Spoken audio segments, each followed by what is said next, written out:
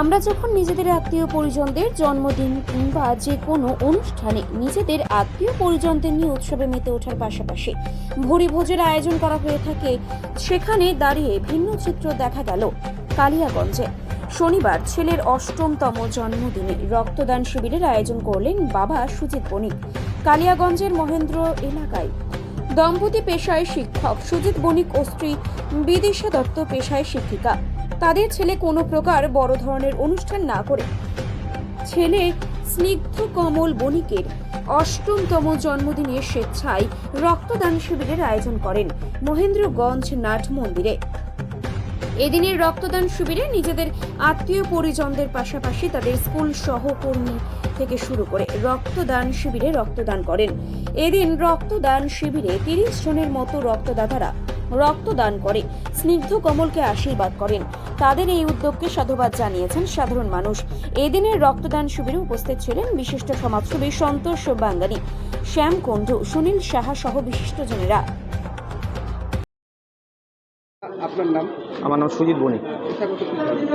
আমি উত্তর শঙ্করপুর স্কুলে শিক্ষকতা করি। আপনার স্ত্রী? আমার স্ত্রীও শিক্ষকতা করে। এই ধরনের চিন্তা ভাবনা কেন ছেলের জন্মদিন ব্যাপার বিভিন্ন রকম সংবাদ মাধ্যম থেকে আমরা জানতে পারছি, যে দেখতে পাচ্ছি যে দিনের পর দিন রক্তের অভাব, রক্তের ভারসাম্য, সে গরমকাল হোক আর শীতকাল হোক।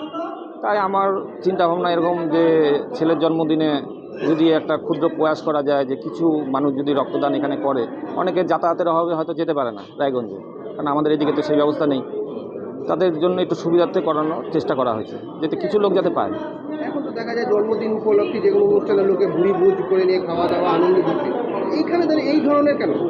ব্যাপার হলো ভোজ তো থাকবেই, সমাজের জন্য কিছু যদি করা যায় সেই প্রচেষ্টা থেকেই আমার এটা চিন্তা ভাবনা এসেছে। এবছর কততম ভোট করতেছেন আপনি? এটা আমার ৩ নম্বর। ছেলের জন্মদিন কত বছর? ৮তম। কি নাম ছিলেন? স্নিগ্ধ কমল বণিক।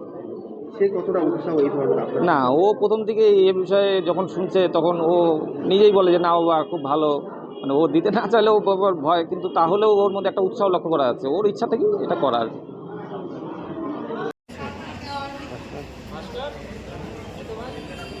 খাতা রাখ লকটা খুলছি। বাবু এদিকে।